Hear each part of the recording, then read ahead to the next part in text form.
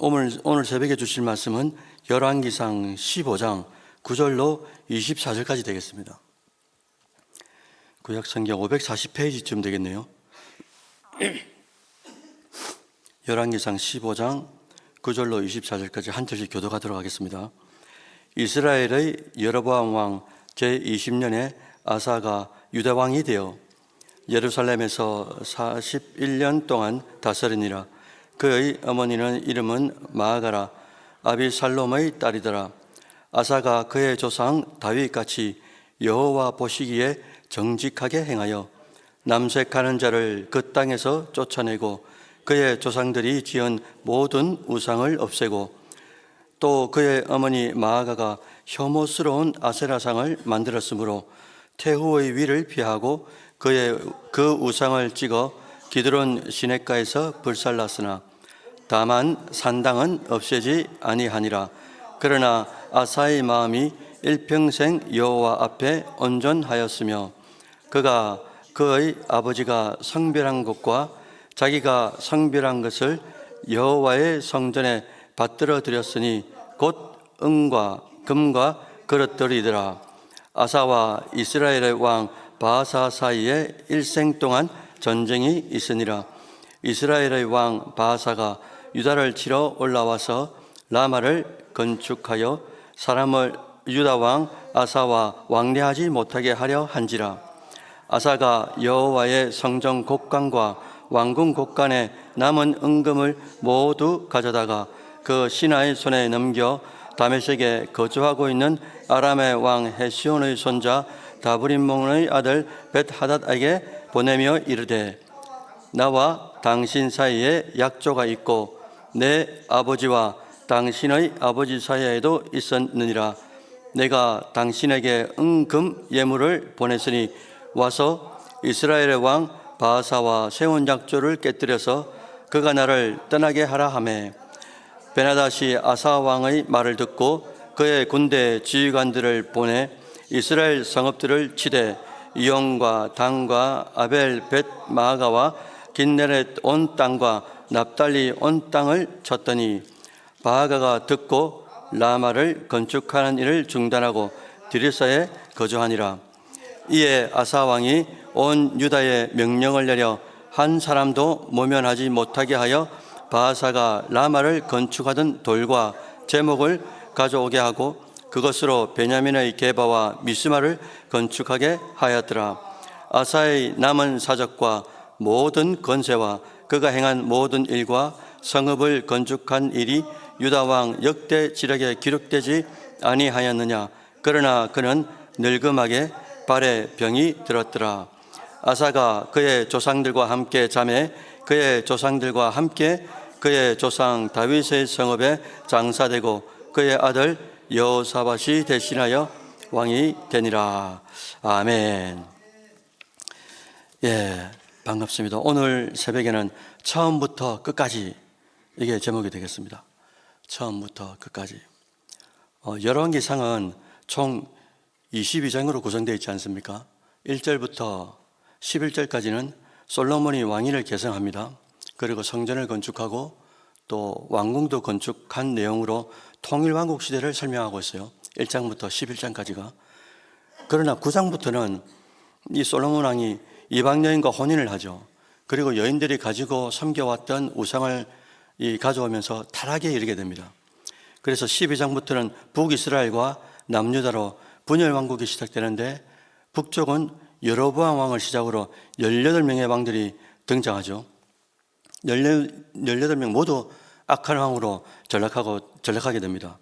그러나 남유다의 왕은 20명의 왕이 등장하는데 르호보암을 시작으로 아비암 왕, 그리고 아사 왕, 그리고 마지막 절에 읽었던 여호사밧, 이렇게 쭉 왕들이 자꾸 바뀝니다. 그러나 북이스라엘과는 달리 남유다의 왕들 20명 중에 선한 왕들이 8명 정도 된다라고 가르치거든요. 그 중에 최초의 선한 왕이 누구냐? 오늘 본문에 등장하는 아사 왕으로 볼 수 있다라는 겁니다. 아사 왕이 어떻게 하나님께로부터 선한 왕이라는 평가를 받을 수 있었을까? 오늘 본문 11절 한번 보실까요? 아사가 그의 조상 다윗같이 여호와 보시기에 그 다음 뭐라고 했습니까? 정직하게 행했다 이렇게 기록하고 있어요. 여호와 보시기에 정직하게 행했다라는 것, 어떻게 보면 신앙인들 이 꿈에도 그리워하는 하나님의 평가가 아니겠습니까? 그럼 아사 왕이 어떻게 그런 평가를 하나님께로부터 받을 수 있었는지 구체적 사실을 본문에서 한번 찾아보도록 하죠. 그 첫 번째 이유가 12절에 남색하는 자를 쫓아냈다 이렇게 기록되어 있습니다. 두 번째로 그의 조상들이 지은 모든 우상을 없앴다라는 사실이 아니겠어요? 그 예로 13절에서 그의 태후 마아가가 섬겨왔던 아세라 목상을 찍었습니다. 그리고 기드론 시냇가에서 불살랐다라는 구체적인 내용을 통해서 우리가 알 수 있는 거죠. 그래서 여러분들, 우리나라도 좀 그렇지 않습니까? 대통령과 이 대통령 친인척들의 문제로 인해서 나라마다 또 대통령마다 국정이 어지럽고 시끄러울 때가 많이 있었지 않습니까? 그런데 오늘 본문에서 아사 왕은 조상들이 그렇게 섬겨온 우상을 없앤 것뿐만 아니라 태후의 자리도 폐위시켰다는 것을 기록한 이유가 무엇일까? 그만큼 인정에 치우치거나 사람보다도 하나님 보시기에 정직한 왕이 되고자 한 것이 아니겠습니까? 다른 말로 하면은 아사 왕은 진짜 정말 하나님만 바라봤다라는 증거가 아니겠어요? 14절 함께 보실까요? 다만 산당은 없어지 아니하니라. 그러나 아사의 마음이 일평생 여호와 앞에 온전하였으며, 일평생 여호와 앞에 온전했다. 새벽의 권성 여러분들, 아사 왕이 한 일 중에 우리의 욕심 같아서는 산당도 다 없었으면 얼마나 좋았겠습니까? 그런데 산당은 왜 남겨두었을까? 우리가 정확하게 알 수는 없어요. 그럼에도 불구하고 아사 왕에 대한 평가가 조금 전에 14절에서 뭐라고 평가하고 있습니까? 아사의 마음이 일평생 여호와 앞에 온전했다라는 것을 우리가 묵상을 할 때, 우리의 소원이 바로 이것 아니겠습니까? 우리 모두가 이 땅에 생을 마감하고 주님 앞에 서게 되었을 때, 주님께서 우리 각자를 평가하실 때 일평생 여호와 앞에 온전한 누구누구라는 이름이 불린다 할 때, 그것만큼 여러분들 감격스러운 일이 어디에 있겠어요? 오늘 새벽에 참여하신 여러분 모두가 그런 칭찬을 받았으면 좋겠습니다. 그렇게 되기 위해 아사 왕처럼 우리는 어떻게 해야 되겠습니까? 하나님 앞에 코람데오의 신앙으로 정직하게 행하는 성도가 되어야 되겠죠. 뿐만 아니라 신당을 남기는 좀 부족한 종교개혁이 있다 하더라도, 아사 왕의 이 중심이 여호와께 있음을 알았던 하나님은 아사 왕을 칭찬해 주신 것, 부족함에도 불구하고 산당을 남겨둔 것이 있음에도 불구하고 하나님은 온전하게 봐주셨다. 이것을 우리는 꼭 기억하고 살아가야 되는 것 아니겠어요? 이것을 관과하심의 은혜다라고 하지 않겠습니까? 볼간자에다가 초월할 과자를 쓰잖아요. 그래서 보긴 보는데 초월해서 본다라는 뜻이잖아요. 우리의 죄만, 우리 안에 있는 우리 죄만 보면 여기 살아남아 있는 사람이 누가 있겠습니까? 그런데 주님께서 어린 양의 피의 대속을 통해 보시기 때문에, 하나님께서 우리를 보실 때 우리 죄만 보는 게 아니고 뭐를 본다고요? 어린 양의 피의 대속을 통해 보시기 때문에 그것을 성경은 은혜다라고 표현하고 있는 것 아니겠어요? 우리 각자를 죄 있는 대로 처벌한다면 여기 살아남아 있을 존재가 아무도 없다. 오늘도 우리가 새날을 맞이할 수 있는 것은 이 하나님의 관가심의 은혜에 있다라는 것을 좀 묵상했으면 좋겠습니다. 연이어 15절 보시면 그가 그의 아버지가 성별한 것과 자기가 성별한 것을 여호와의 성전에 받들어 드렸으니 곧 은과 금과 그릇들이더라. 이 대목에서 아버지가 성별한 것, 그리고 아사 왕이 성별한 것이 무엇일까 찾아보니까, 먼저 아버지 아비암 왕이 성별한 것은 이전에 여로보암 왕하고 북이스라엘 초대 왕이었던 여로보암과 싸워서 취한 전리품이 있었단 말이죠. 그것을 말하고 있고, 또 아사 왕의 성별한 것은 이 아프리카 구스인들과 싸워서 전리품을 구한 게 있었습니다. 그걸 말하는 거죠. 이 전리품인 은과 금과 그릇을 어떻게 했다는 겁니까? 하나님께 헌물했다는 거잖아요. 이렇듯 하나님 보시기에 너무나 이쁜 일들을 하는 아사 왕의 시대에 태평천하를 이루면 더할 나위 없이 좋을 것 같은데 하나님은 그렇게만 두지 않으시더라라는 겁니다. 그래서 16절 보시면 그 이유를 우리가 알 수 있잖아요. 아사와 이스라엘의 왕 바하사 사이에 그 다음 뭐라고 했습니까? 일생 동안 전쟁이 있으니라. 여러분들, 이렇게 남유다 아사 왕과 북이스라엘 바하사 왕 사이에서 전쟁이 일어난 동기가 무엇일까요? 그 이유가 17절에 기록하고 있습니다. 이스라엘의 왕 바하사가 유다를 치러 올라가서 라마를 건축하여 사람을 유다 왕 아사와 왕래하지 못하게 하려 한지라. 자, 이게 무슨 말입니까? 유다 왕 아사는 종교개혁을 일으키잖아요. 하나님께서 그에 대하여 축복하셨기 때문에 남유다는 번영하고 평안을 누리게 됩니다. 그 번영의 소식이 북이스라엘 사람들에게도 들려지면서 남유다에서 예배를 드리기 위해 예루살렘으로 북이스라엘 사람들이 왕래하게 되었다는 거죠. 이것을 목도한 바하사 왕이, 북이스라엘 왕 바하사 왕이 어떻게 하겠습니까? 예루살렘 왕래를 방지하기 위해서 어떻게 했다고요? 유다의 국경 지방에 침략합니다. 그리고 성읍 라마를 요새화해가지고 왕래하지 못하도록 만들었다라는 거죠. 자, 그런데 여러분들, 칭찬 일색이었던 상황에서 18절부터 어둠의 느낌이 조금 이제 드리워지기 시작합니다. 18절 한번 보실까요?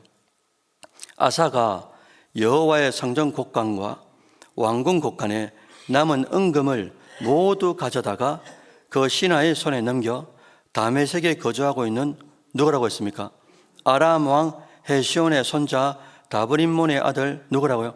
벳 하닷에게 보내며 이르되. 그리고 19절, 20절, 21절, 21절, 22절에 보시면 요약하면 이렇습니다. 아사 왕이 하나님을 의지하지 아니하고 은금을 가지고 아람 왕에게 줍니다. 그리고 아람 왕이 북이스라엘 바하사를 물리치게 되었다라는 내용으로 끝이 난단 말이죠. 이 내용이 23절에서는 역대지략에 기록하고 있는데, 그러나 아사 왕 그는 늙어망에 발에 병이 들었고 결국 죽게 되면서 남유다의 4대 왕 여호사밧이 왕위에 오르게 되었다라고 오늘 24절 마지막 절에 이제 내용이 그렇게 끝이 나고 있어요. 자, 여러분들, 그런데 의문이 생기지 않습니까? 왜 아사 왕은 이방 아람 왕에게 도움을 청했을까? 이것이 하나님 보실 때 어떤 느낌으로 받으실까? 이게 이제 대단히 궁금하죠. 역대하 16장 7절로 10절까지 한번 보시겠습니까? 역대하 구약성경 675페이지입니다. 675페이지 역대하 16장 7절로 역대하 16장 7절로 10절까지 제가 한번 읽어드리겠습니다. 그때에 선지자 하나니가 유다 왕 아사에게 나와서 그에게 이르되 왕이 아람 왕을 의지하고 왕의 하나님 여호와를 의지하지 아니하였으므로 아람 왕의 군대가 왕의 손에서 벗어났나이다. 구스 사람과 루 사람의 군대가 크지 아니하며 말과 병거가 심히 많지 아니하더이까. 그러나 왕이 여호와를 의지하였으므로 여호와께서 왕의 손에 넘기셨나이다. 여호와의 눈은 온 땅을 두루 감찰하사 전심으로 자기에게 향하는 자들을 위하여 능력을 베푸시나니 이 일은 왕이 망령되이 행하였은즉 이후부터는 왕에게 전쟁이 있으리까 하매. 이렇게 이제 역대기에서 설명을 하고 있더라라는 거죠. 결국 아사 왕도 마지막에는 두 가지 죄를 짓게 됩니다. 하나는 전쟁에서 이방 왕 아람 왕을 의지한 것, 이게 아까 우리가 읽었던 역대하 16장 7절에 정확하게 기록하고 있고요. 또 두 번째는 병이 났을 때 하나님을 의지하지 않고 의원들에게만 자신의 몸을 맡긴 것이 죄다라고 아까 보셨던 역대하 16장 12절에도 정확하게 기록하고 있더라라는 거죠. 자, 여러분들, 아사 왕이 왕위에 올랐을 때 처음에 어떤 인물이었습니까? 사실 아사 왕은 하나님 중심의 삶을 살 수 없었던 환경에서 태어났어요.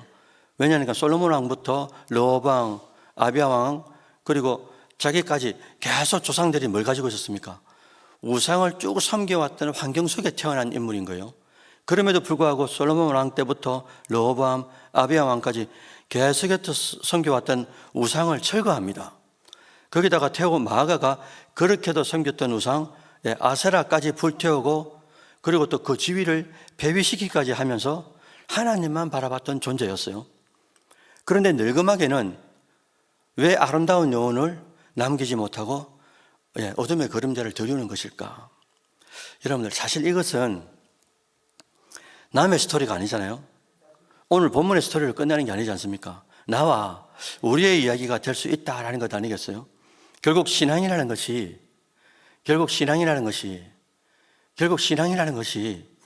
한때 잘 믿어서 되지 않는다라는 것을 오늘 본문도 우리에게 교훈하는 것 아니겠습니까? 그래서 오늘 말씀을 요약해 볼까요? 아사 왕이 왕으로서 통치한 41년 동안 북이스라엘은 6명의 왕이 바뀔 정도로 큰 하나님께로부터 은혜를 받습니다.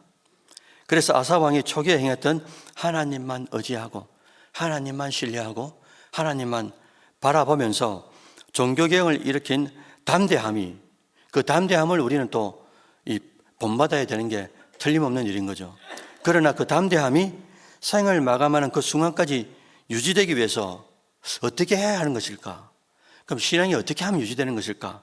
많은 방법론들이 있지만 그 중에서도 신앙 유지 발전을 위한 핵심은 기도의 대상이 누군가, 신앙의 대상이 누군가라는 것을 우리가 정확하게 알아야 되는 것 아니겠어요? 하나님을 하나님으로 믿고 그 하나님을 믿는 그 믿음 가운데 계속적인 기도로 주님 곁에 머물러야 되는 것, 그게 이제 우리의 역할이 아니겠습니까? 왜냐하면 기도 외에는 나 자신을 하나님 앞에서 발견할 수 있는 방법이 없단 말입니다. 물론 공동체가 있죠. 교회라는 공동체가 있기 때문에 내가 나 스스로를 바라볼 수 없으니까 하나님 옆에, 하나님께서 곁에 집사님도 권사님도 장로님도 교육자도 붙여주셔가지고 나를 볼 수 없는 부분들을 또 말씀을 통해서 또 모임을 통해서 또 여러 가지 방법으로 알게 하시지만, 그 중에서도 기도를 통해서, 독대를 통해서 우리를 하나님께서 발견하게 하실 때가 많이 있잖아요. 뿐만 아니라 기도함으로써 하나님을 더욱 뭐 하게 되는 겁니까? 하나님을 의지하게 되는 거죠. 기도함으로써 내가 누군지를 알고 나 연약함을 알게 되고, 이 연약한 나를 발견하게 될 때마다 우리는 누구를 의지하게 되는 겁니까? 하나님을 계속적으로 기도하면서 의지하게 되는 것 아니겠어요? 사랑하는 여러분들, 오늘 하루도 어떻게 보면은 쳇바퀴 도는 듯 동일한 하루 같습니다. 매번 하루가. 그런데 아니잖아요. 완전히 하나님께서 새날을 주셨고, 그 새날을 주시면서 어떤 목적으로 주시는 겁니까? 호흡하는 동안 최선을 다해서 우리 각자의 삶 속에서 우상 숭배를 제거하는 종교개혁을 하라고 주신 것 아니겠어요? 그리고 말씀드린 바와 같이 매 순간순간마다 은행심사를 통해서 우리가 죄밖에 없는 존재지만은, 그럼에도 하나님이 우리 각자를 보실 때 우리 죄만 보이는 것이 아니고 광과하심의 은혜, 보긴 보는데 초월해서 보시는 그 은혜가 우리에게 항상 깃들고 있기 때문에 하나님만 의지하고 살아가는 그런 복된 새벽의 권속들 여러분들이 되시기를 주의 이름으로 축원드립니다. 아멘.